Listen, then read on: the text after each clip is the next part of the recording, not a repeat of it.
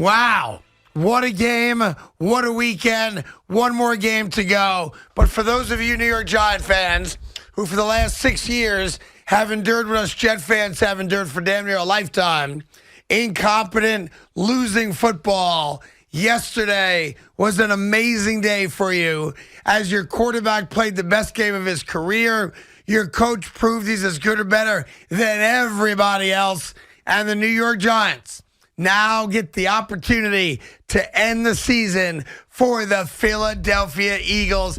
And we're all rooting for the Giants. Good afternoon, Evan. How are you today, kid? I'm doing all right. How about that? I'm doing great. How about that? And by the way, for all you knuckleheads on Twitter, stop the hate. I picked the Giants to win the game on Friday. We can play the tape for you. Enough said. It's not about me.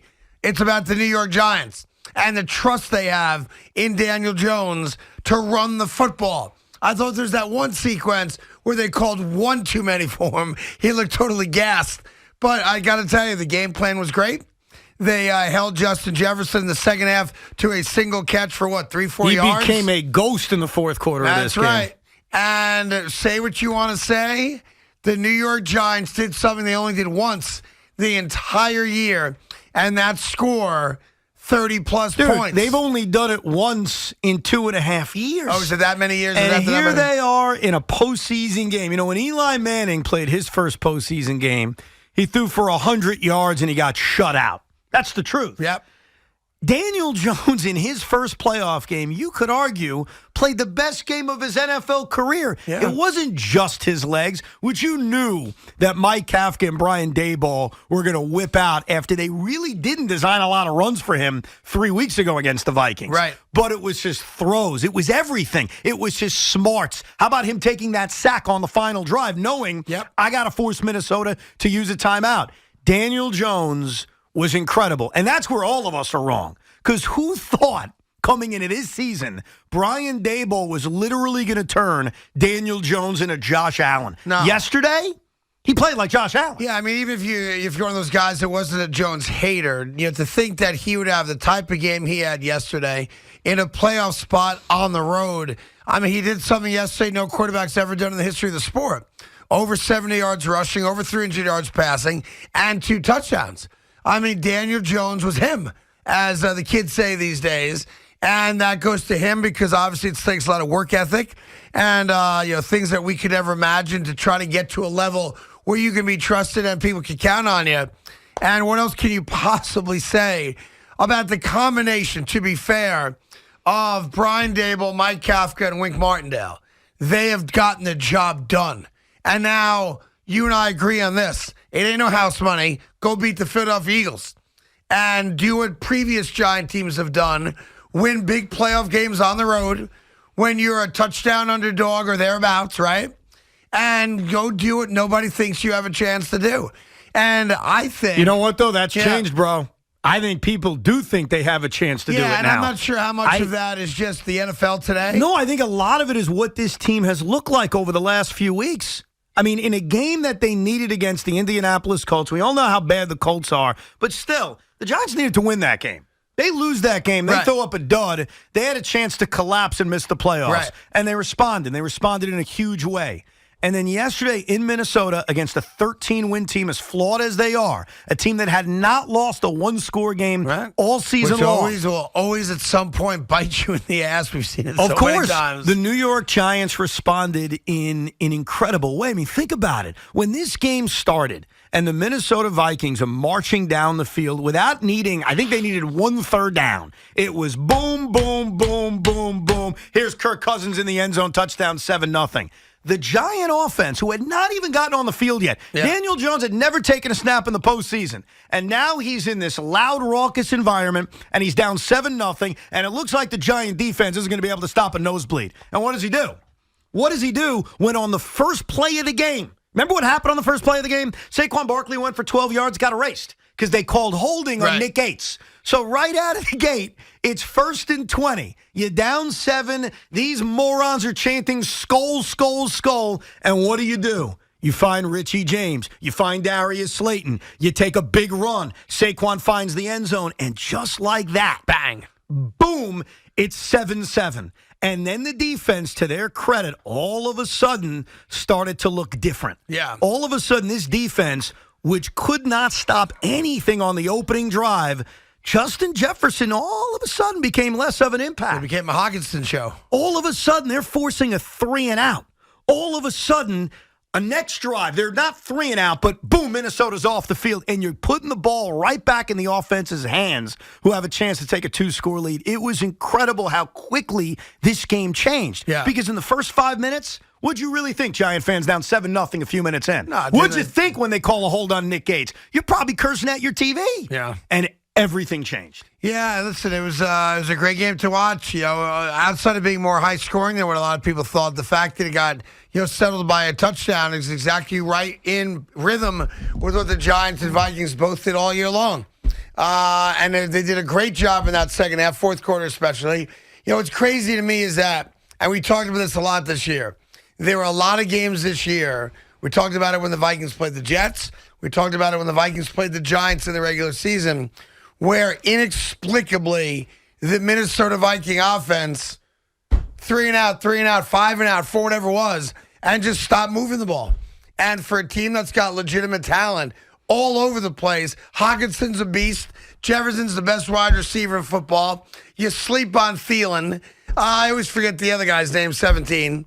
You got Dalvin Cook, and you've got a quarterback that puts up gaudy numbers in the regular season.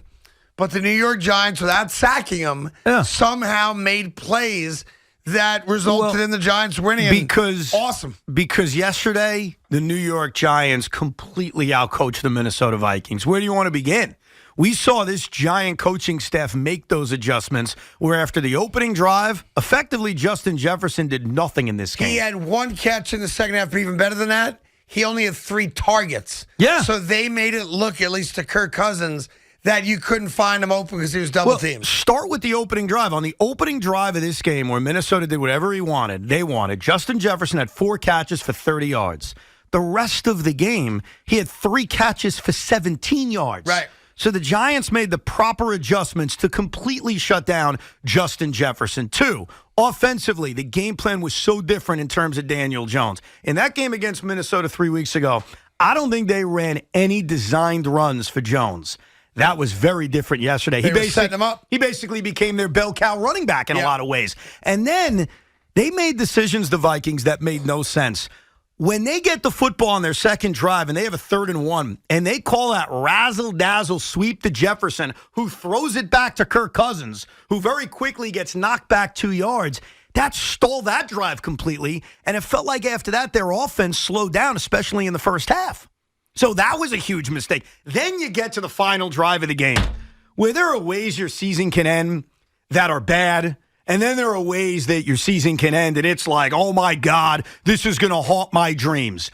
Kirk Cousins checking down to T.J. Hawkinson with Xavier McKinney, and credit to Xavier McKinney. Great tackle. I killed him for the whole injury, and he gets on the whatever he was on, the ATV. The ATV. He came back, and he was awesome. And he talked a big game because early last week he says, we could shut down Justin Jefferson. He's human. You dudes backed it up. Like, great job out of you.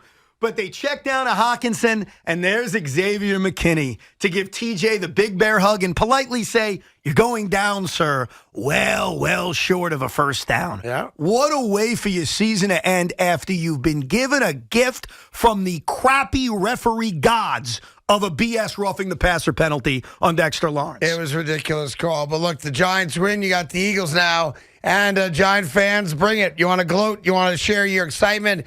What you thought as the game went on? I want the entire A to Z from Giant fans all day today. 877-337-6666. Big Mac, I'll start with you. Prior to the final play of the game, the 4th down play, 4th and 8, in which they gained 3 yards, which is very Jet-esque, by the way. At what point, if there was a point, did you feel comfortable? Did you say to yourself, I've got the feeling we're going home with a W? No, never comfortable. Never comfortable. Especially that last sequence, the drop pass by Slayton, then you get the penalty. Those are the kind of things that are bad omens. I will tell you this. I was very, even 4th and 8, I was very concerned. Darius Slayton's Giant career would be over if that game ends differently. His legacy is different. Yes. Now it's Yes. kind of like an afterthought in history.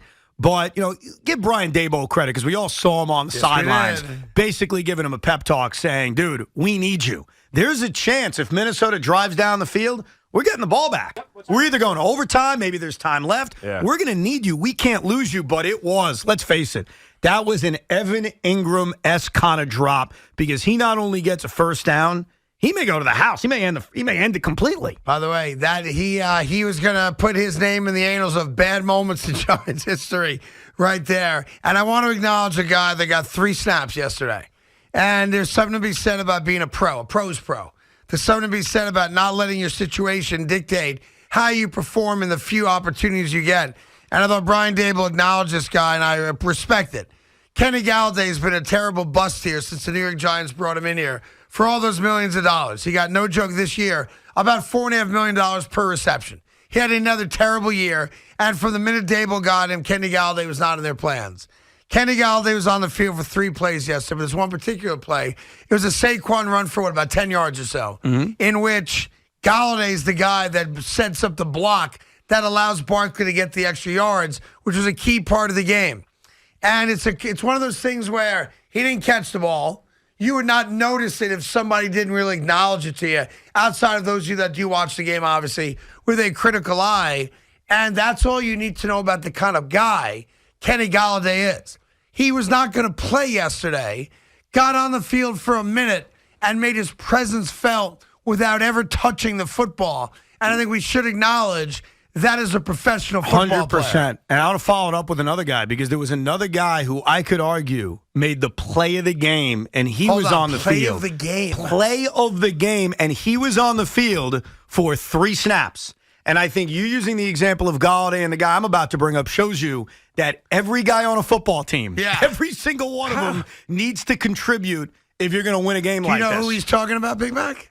My guess would be Flott, who breaks Nailed up it. Yeah. Cordell Flott was on the field for 3 plays. Now, Flott played against the Eagles, you remember. Yep. Got a lot of playing time because Daboll rested everybody. Kind of like Kenny Galladay getting a lot of playing time against Philly. So Cordell Flott on the play before the final play, he guarded K.J. Osborne and slaps the ball away. Right. Instead of 4th and 8. I think it would have been a first down. If it wasn't a first down, maybe it's a 4th and 1, something like that. And he slops the ball away. He was only on the field for 3 snaps, but that play right there, I wonder why he was on the field for that play. Did somebody come off hurt?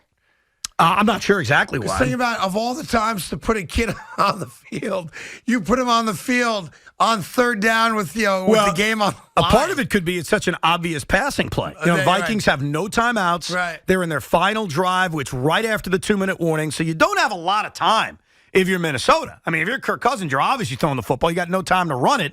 So Flott's out there and makes a hell of a play. And then, if I'm not mistaken, I think he was out there for the 4th down play.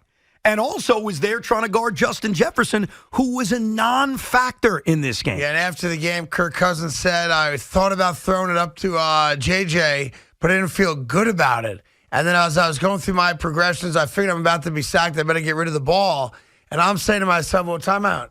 You thought about throwing the ball to, not even arguably this year, the best wide receiver in the sport, a guy who made that catch against the Buffalo Bills that everyone's going to talk about forever, and you didn't feel good about giving him a chance to extend the drive?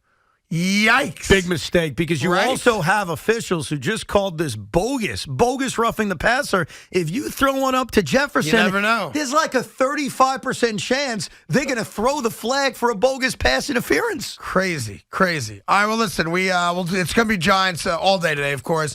We'll mix in a little bit of the other NFL stuff for you as warranted. But Giant fans, you deserve a day like today. Those of you who are home celebrating and honoring Martin Luther King Jr., major respects to you. And I appreciate you allowing us to come into your cars and homes today on what is a very special day for so many of us as Americans.